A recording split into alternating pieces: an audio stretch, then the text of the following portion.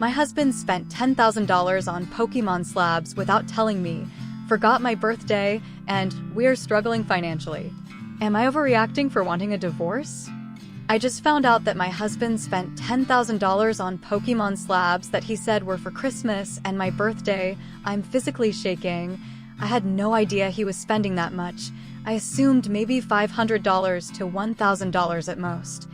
When I checked our bank account and credit reports, I was shocked. 11 years together. I called him, and he admitted to spending $10,000. The worst part is that these were not even cards I wanted or collections I am into. It was a nice thought, but I was not thrilled by them. To top it off, he completely forgot my birthday on the actual day. He did not say anything until halfway through the day, did not get me a card, flowers, coffee, or anything at all. Even when I suggested we celebrate over the weekend, he made no effort. Financially, we are struggling. Our mortgage is $10,000 this month because of property taxes and home insurance. Our house is on the market, but it is not selling because of the high price tag. It's already marked at the lowest we can go with no profit. We had just paid off all of his credit cards in December, bringing them down to 9% utilization so we could focus on paying off mine. My credit card debt is from necessary home repairs like replacing an electrical panel to prevent a fire. And I had been putting groceries on there to protect our cash for mortgage payments, not random purchases. At this point, I blocked his number and told him I want a divorce. He has always had a problem with saving money, and I feel completely disrespected and steamrolled, especially given our financial situation. Am I overreacting? I just need advice or a gut check because I feel like I have reached my breaking point. Update: 2 days later. I want to start by apologizing to the community for deleting my original post. I'm sorry my edits and updates didn't save under the moderator's post. Seeing people claim it was fake was too much to bear at the time because this situation is very real to me. There was a lot of victim blaming, and that felt unfair. Please remember to be kind to those who post vulnerable experiences while seeking help during dark times. What is a Pokemon slab? A Pokemon slab refers to a plastic case, often called a slab in the collecting world, that encapsulates a graded Pokemon card, protecting it from damage while also displaying its condition and value. Typically provided by a third-party card grading company like PSA, Beckett, or CGC. Essentially, it's permanently sealed container that holds a professionally assessed Pokemon card, like an engagement ring appraisal. Now for the update. I am safe. I have contacted a lawyer. No matter what happens, I will continue protecting myself and making better decisions going forward. I also took screenshots and went through his phone completely, while we have no children together. We do have a decade and a lot of love for one another. He was surprisingly open to giving up control and acknowledged his addiction. He admitted he always knew it was something, but as each new hobby came along, they became more and more expensive. He was not angry when I confronted him, but he did break down in tears. We talked, and while I want to keep identifying details private, I can say that he is getting help, and I now have full financial control. He attended a meeting for Shoppers Anonymous, and we believe he has compulsive spending disorder. Thanks to this community, I realized how serious collector addiction can be. I would not have gone to a lawyer or even known where to start if it weren't for the advice I received here. Reddit is honest, and they know what's up. That's why I came here for help. Addiction is a long, difficult journey, and I will hold myself accountable to ensure I don't ignore red flags. Where we stand now, he has agreed to all my terms. I have full financial control. We will sell the cards. He is working to sell other items from past hobbies. We will have weekly financial meetings. He will go to individual therapy and meetings. We will go back to marriage counseling. After reviewing the finances, it was actually $7,000 spent on cards, not $10,000. The other $3,000 were smaller charges like work lunches and Starbucks. That still adds up. We are working on selling the cards. Other important changes. He has promised to be a better husband and stop acting like a child. He recognizes his behavior. He has also acknowledged that his selfishness has affected others' areas of our life, like in our support system. And he is working to change that. We both understand that this is a lifelong addiction that will require daily effort. We have to make that choice individually of how we want to proceed. I know it's easy to say, just leave him, but marriage is not that simple. Sometimes one partner is at 10% while the other is at 90%.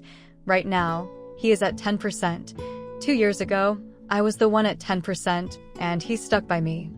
He gave me the chance to change, and I did. Now it is my turn to offer him the same opportunity. I will not give him a second chance beyond this, but I believe everyone deserves at least one. I'm not sure if I will post another update, but if you are struggling, know that this community tells it like it is, but it also offers great support and resources. I wish the best for anyone going through hard times. Please remember to be kind to each other. Story 2. My wife stopped taking her birth control without informing me. My wife and I have been married almost 9 months. We tied the knot last December. We came into the relationship both wanting children. However, we had mutually discussed and agreed to wait until we owned a home. I finished school, and we had our finances in order more to start trying. The entirety of our relationship, she's been on the pill as her preferred method of birth control. My wife is out having dinner with her parents tonight while I'm hanging out at the house with some friends. She had ordered groceries to be delivered earlier today, and when they arrived I, of course, started to put things away. One of the items she purchased was a pregnancy test, which was such a shock that I literally felt my stomach drop when I saw it. Immediately I called her and asked why on earth she ordered a pregnancy test. Turns out about a month ago she decided to stop taking her pill because she thought we were ready for children. I asked why she wouldn't get my input on something so huge, and she replied that she wanted to surprise me. I told her there's literally 100 different surprises that I would prefer currently, told her I'd see her later, and ended the call. Her period is due later this week, so unless she plans on taking it early, we won't know if she's pregnant for a few days. I'm livid.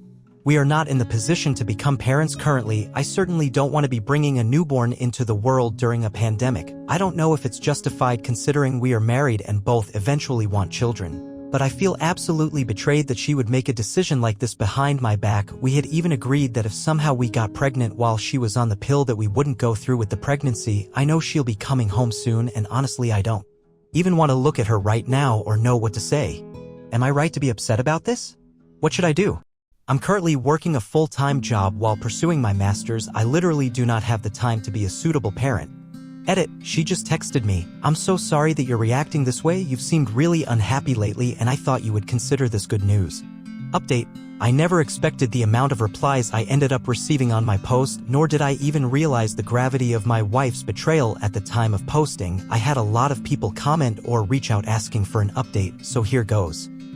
I had made the decision that until we knew if she was pregnant or not, that I just wanted some distance to think/cool down from my initial anger and shock. I told the wife this and spent a few days over at a buddy's house trying to process everything. Ironically, my wife's birthday fell within the days I wasn't home, so she's been extremely pissed at me too. She ended up informing me this morning that she got her period and asked if that means I'm coming home now. I'm still feeling extremely betrayed by her, and although we did dodge the bullet this time around, I have so little trust in my wife now that I don't know if our relationship will be salvageable. I'd rather be a young divorcee than feel like I need to keep my condoms in a lockbox or something to prevent my own spouse from tampering with them. I'm not 100% sure if therapy would even be worth it considering she's still infallible in her own mind, but I guess if she sees the light and genuinely apologizes soon, I'd be willing to pursue it just because I do love her. As far as I'm concerned, the ball's in her court, and if she wants to try and make this right, it's going to take some actions on her part that show she's truly sorry and willing to earn my trust back. I'm not sure that even if she does make the effort that our relationship is reparable at this point, but maybe after some extensive couples therapy we can figure out exactly where our relationship went wrong, where she thought that behavior would be acceptable. Thanks, Reddit. Story 3. I drunkenly kissed a lifelong friend, 22M, at a party, and he told me he loved me. How do I approach this? I mean, the title is pretty much it. James and I have been friends since 2nd grade. We have shared practically everything with each other, been there for each other when no one else was. We tell each other, I love you, pretty often. He is my family. I don't drink much, ever, and James had begged me to come with him to his friend's apartment for drinks and games. I decided to let loose, bad move on my part, and drank too much. He had a bit to drink as well, but not nearly as much. He saw I was warm and loopy, so he took me out for some fresh air. Honestly, this fit is pretty fuzzy. I just remember laughing and going to kiss his cheek like I would my mother, but it didn't end that way. I missed and kinda hit the corner of his mouth, and he took that as an invitation to really kiss me. We kind of made out, and then he told me he loved me and I told him I loved him too, 'cause that's what we always say. But he responded with something like, "No, like I am in love with you," and then I puked in a bush and he took me home, still quite embarrassed about it. It has been a couple days and neither of us has brought it up. I am kind of confused about my feelings. I haven't really been in love before, but I do love him and have always considered him my person. Am I being obtuse? How can I bring the topic up with him, because I do want to discuss it once I figure myself out. Update? Someone mentioned something about an update? I'm not sure if this is how it is meant to be done, so if anyone will even see it, but this is how I am doing it. Susu, we talked and I was honest. I have been way overthinking this and really just confusing myself more and more. I came to terms with the fact that I was truly very into the kiss and enjoyed the thought of kissing him even when I was sober, so I told him that. But I also told him how nervous I have been about our relationship because I have thought of him as someone who will be in my life forever since 6th grade, and I have never been lucky in love. The thought of us parting ways because our relationship goes south makes me feel legitimately ill, and I told him that too.